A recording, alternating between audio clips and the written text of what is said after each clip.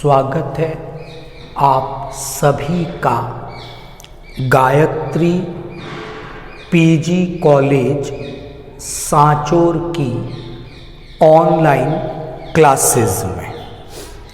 हम लोग बात कर रहे थे मधुमक्खी पालन के बारे में, एपी कल्चर के बारे में। पिछले 2 लेक्चर में हम लोगों ने एपी कल्चर के बारे में कुछ महत्वपूर्ण जानकारियां डिस्कस की। आज के तीसरे पार्ट में हम लोग बात करेंगे मधुमक्खी हनी बी के जीवन चक्र के बारे में और मधुमक्खी के सामाजिक संगठन के बारे में, सोशल ऑर्गेनाइजेशन के बारे में। तो आज का डिस्कशन रहेगा बेसिकली मधुमक्खी से संबंधित इन 3 बातों पे आज हम चर्चा करेंगे। नंबर 1, मधुमक्खी जो है ये एक कॉलोनियल इंसेक्ट है, यानी ये समूह में या निवह बनाकर रहने वाला कीट है। और आप सभी लोगों ने मधुमक्खी की कॉलोनी को देखा भी होगा। मधुमक्खी की जो ये कॉलोनी है वो एक छत्ते के रूप में है, हाइव के रूप में होती है।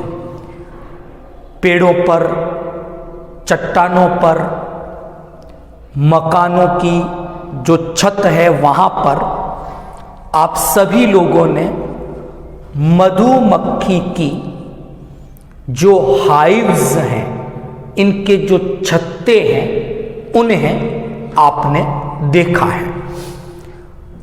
छत्ते की संरचना में हम देखते हैं हेक्सागोनल, षटकोणीय आकृति के कुछ चैम्बर्स प्रेजेंट होते हैं, कुछ कोष्ठ वहां पर उपस्थित हैं, वो भी हमें छत्ते में आसानी से दिखाई दे जाते हैं।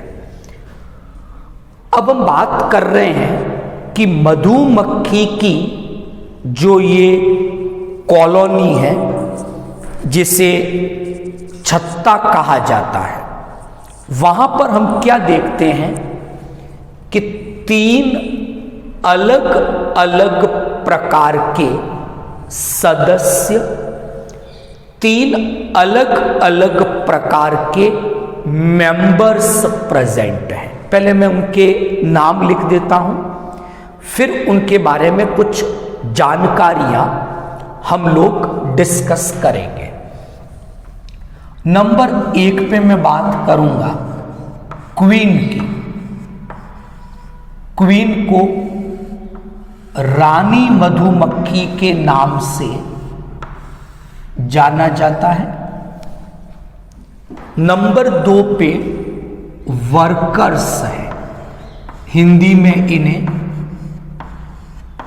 श्रमिक के नाम से जाना जाता है। और नंबर 3 पे ड्रोन है,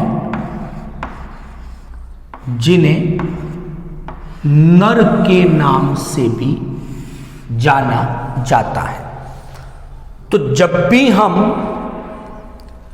मधुमक्खियों की एक कॉलोनी को या उनके छत्ते को देखते हैं तो वहां पर हमें ये 3 प्रकार के मेंबर्स या ये 3 प्रकार के सदस्य दिखाई देते हैं, जिनमें क्वीन है, रानी मधुमक्खी, वर्कर्स हैं, श्रमिक मक्खियां और ड्रोन्स हैं जो नर मधुमक्खी हैं।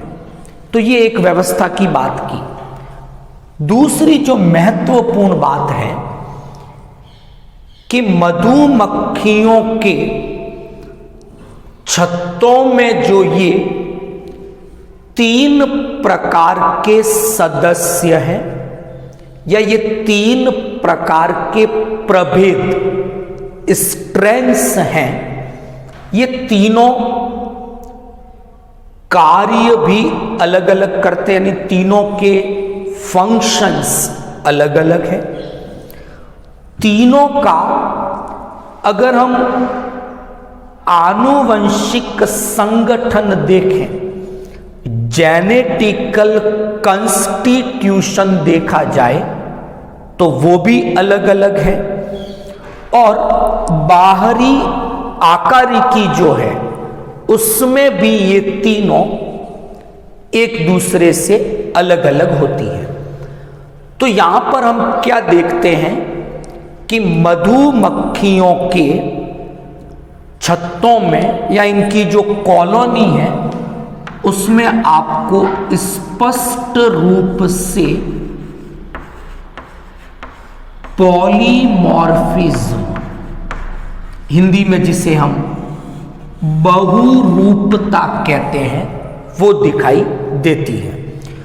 तो मधुमक्खियों के जो ये छत्ते हैं या मधुमक्खियों की जो ये कॉलोनी है वो पॉलीमॉर्फिक प्रकार की कॉलोनी है, यानी वहां पर कार्य, आनुवंशिक संगठन और बाह्य आकारिकी के आधार पर ये 3 प्रकार के प्रभेद या 3 प्रकार के सदस्य उपस्थित होते हैं।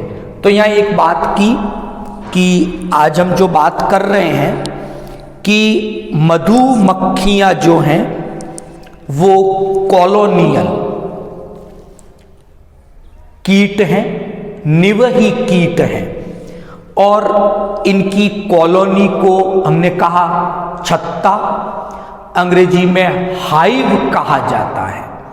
और उस हाइव की संरचना में मैंने बताया हेक्सागोनल षटकोणीय आकृति के कुछ चैम्बर्स, कुछ कोष्ठ उपस्थित होते हैं, और वहां हमने कहा कि जो कॉलोनी है वो पॉलीमॉर्फिक बहुरूपी प्रकार की कॉलोनी है। वहां आपको ये 3 अलग अलग प्रकार के सदस्य प्रभेद दिखाई देते हैं। तो बात करेंगे क्वीन के बारे में, वर्कर्स के बारे में, ड्रोन्स के बारे में। तो शुरू करते हैं पहले क्वीन से। क्वीन क्या है कि एक छत्ते के अंदर, यानी एक जो हाइव है उसमें एक समय पर एक ही कार्यशील क्वीन होगी। यानी क्वीन का कार्यशील का मतलब क्वीन का काम है अंडे देना। जो रानी मधुमक्खी है उसका छत्ते में काम है कि इसके द्वारा एक तो एग प्रोड्यूस किए जाते हैं,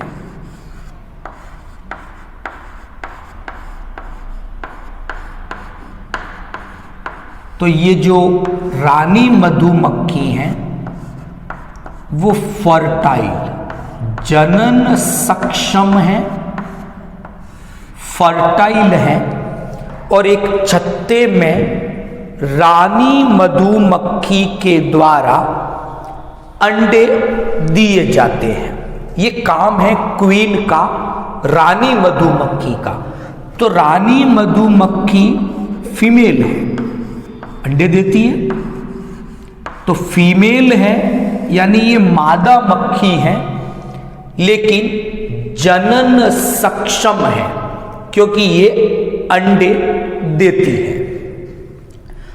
तीसरी बात, हमने कहा कि एक समय में एक छत्ते में एक ही कार्यशील रानी मधुमक्खी होगी, यानी एक छत्ते में एक ही ऐसी मक्खी है जो अंडे उत्पन्न करती है। और ये जो क्वीन है वो क्या करती है, कुछ फीरोमोन सीक्रेट करती है।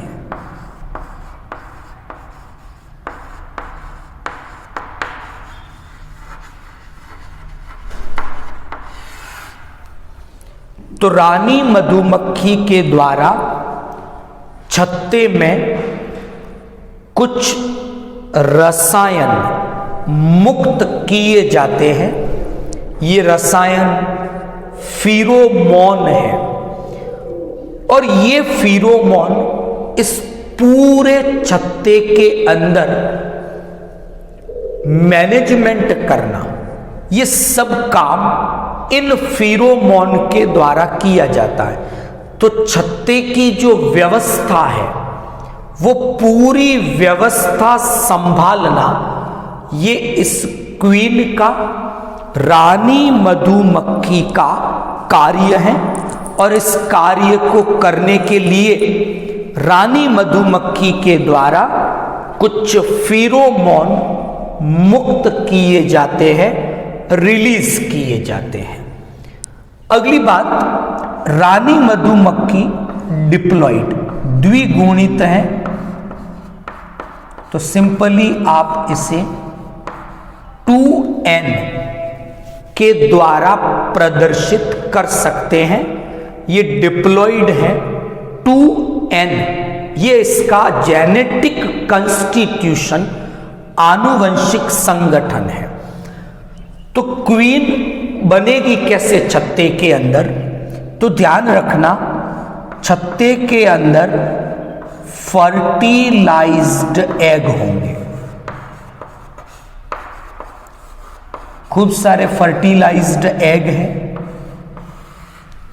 इन फर्टिलाइज्ड एग से क्वीन का निर्माण होता है, लेकिन केवल वो ही निषेचित अंडे, फर्टिलाइज्ड एग रानी मधुमक्खी बनाएंगे, जिन्हें एक विशेष भोजन मिलता है। उस भोजन का नाम है रॉयल जेली। तो जिन निषेचित अंडों को एक विशेष पोषक पदार्थ रॉयल जेली प्राप्त होता है, वे ही निषेचित अंडे रानी मधुमक्खी में बदल जाते हैं। अगली बात, अब बात करेंगे हम वर्कर्स के बारे में। हिंदी में सिंपली श्रमिक मधुमक्खी के नाम से जाना जाता है। श्रमिक है वो स्टराइल है, बंधीय प्रकृति के हैं, मतलब वर्कर्स अंडों का उत्पादन नहीं करते, क्योंकि ये स्टराइल है। हिंदी में लिख सकते हैं ये बंधीय प्रकृति के होते हैं। ये भी फीमेल है, जिस तरह से रानी मधुमक्खी फीमेल है उसी प्रकार वर्कर्स भी फीमेल है। लेकिन अंतर क्या है, ये अंडे दे सकती हैं, वर्कर्स अंडों का निर्माण नहीं कर सकते। ये भी डिप्लॉइड है, 2n है। सिंपली आप इन्हें 2n से प्रदर्शित करोगे। तो बात हुई कि फर्टिलाइज्ड एग थे खूब सारे। इन निषेचित अंडों से ही वर्कर्स या श्रमिक बनते हैं, लेकिन वो निषेचित अंडे श्रमिक बनेंगे जिन्हें सामान्य भोजन मिलता है। सामान्य का मतलब जिन्हें रॉयल जेली नहीं मिलती, ऐसे निषेचित अंडे श्रमिक वर्कर्स का निर्माण करते हैं। एक छत्ते में सबसे ज्यादा संख्या वर्कर्स की है। रानी मधुमक्खी तो एक ही होगी एक छत्ते में, श्रमिक खूब सारे हैं। रानी मधुमक्खी का एक ही काम था, एग प्रोडक्शन, अंडे देना। वर्कर्स कई सारे काम करते, जैसे छत्तों की साफ सफाई करना, छत्तों की देखभाल, प्रोटेक्शन करना, मकरंद एकत्रित करके लाना, नेक्टर, फ्लावर्स पे जाना, वहां से नेक्टर को इकट्ठा करना और उस नेक्टर से शहद, हनी बनाना, ये सब काम वर्कर्स के हैं। तो एक छत्ते के अंदर जो भी कार्य किए जाते हैं वो अधिकांश कार्य इन श्रमिकों के द्वारा, वर्कर्स के द्वारा किए जाते हैं। अब हम बात करेंगे ड्रोन की। ड्रोन भी फर्टाइल है, मतलब जनन सक्षम है। दूसरी बात, ड्रोन है वो मेल है, फीमेल नहीं है। और ड्रोन हैप्लॉइड नेचर के होते हैं। अगर मैं रिप्रेजेंट करना चाहूं तो ड्रोन को हम एन से, हैप्लॉइड प्रकृति के हैं, ये इनका आनुवंशिक संगठन है। ड्रोन क्या करते हैं, बिना मियोसिस के, बिना अर्धसूत्री विभाजन के स्पर्म बनाएंगे। तो बिना अर्धसूत्री विभाजन के बने, इसलिए स्पर्म भी एन बने। ये स्पर्म इन ओवम के साथ जो रानी मधुमक्खी ने दिए उनके साथ संलयन करेंगे, फर्टिलाइज्ड एग बन गए। रानी मधुमक्खी के कुछ अंडे ऐसे होंगे जो कि अनफर्टिलाइज्ड हैं, उन्होंने निषेचन में भाग नहीं लिया, तो ये अंडे भी एन हैं क्योंकि निषेचित नहीं है। इन्हीं अनिषेचित अंडों से एक क्रिया हुई, पार्थेनोजेनेसिस, अनिषेक जनन। तो उस पार्थेनोजेनेसिस के द्वारा, अनिषेक जनन के द्वारा अनिषेचित अंडों से ड्रोन बन गए। तो ये तीनों सदस्य किस प्रकार बनते हैं? ड्रोन का काम है जनन में भाग लेना और नर युग्मक शुक्राणुओं का निर्माण करना। तो आज हमने बात की मधुमक्खी पालन से संबंधित जो जंतु हैं, मधुमक्खियां, एपिस, उसकी जो 4 स्पीशीज मैंने बताई थी, तो उनका सामाजिक संगठन कैसा है, उनके छत्ते की क्या व्यवस्था है, उसमें किस प्रकार बहुरूपता, पॉलीमॉर्फिज्म आपको दिखाई देता है, और ये जो 3 प्रकार के प्रभेद सदस्य है वो किस प्रकार एक दूसरे से अलग है, इनका आनुवंशिक संगठन कैसा है, ये छत्ते में क्या कार्य करते हैं, और इन सदस्यों का निर्माण छत्ते में किस प्रकार होता है, ये सब हमने डिस्कस किया। जब ये रानी मधुमक्खी छत्ते में लंबे समय तक रहती है तो धीरे धीरे इसके द्वारा जो फेरोमोन बनता है वो कम होने लगता है। अर्थात जब तक ये फिरोमोन छत्ते में है तब तक कोई निश्चित अंडा या कोई दूसरी जो मक्खी है, जो फीमेल है, रानी मधुमक्खी का कार्य नहीं कर सकती। तो निषेचित अंडे तब तक रानी मधुमक्खी में परिवर्तित नहीं हो सकते जब तक कि छत्ते की पुरानी रानी मधुमक्खी कार्यशील है, फिरोमोन बना रही है। टाइम बढ़ने के साथ साथ फिरोमोन की मात्रा कम होने लगती है। तो ऐसी स्थिति में छत्ते में मैनेजमेंट डिस्टर्ब हो गया।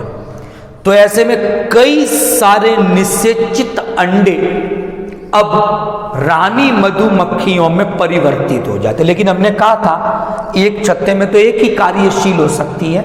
तो ये रानी मधुमक्खियां कुछ ड्रोन के साथ कामुद उड़ान उड़ती है, जिससे नेचुरल फ्लाइट कहा जाता है।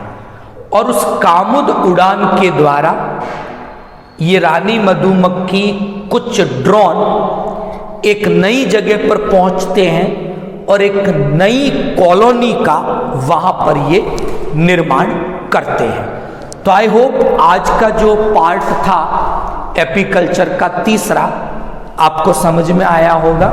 वीडियो को ज़्यादा से ज़्यादा लाइक और शेयर करें। आपकी कोई प्रॉब्लम है तो कमेंट बॉक्स में कमेंट कर सकते हैं। Thank you all of you.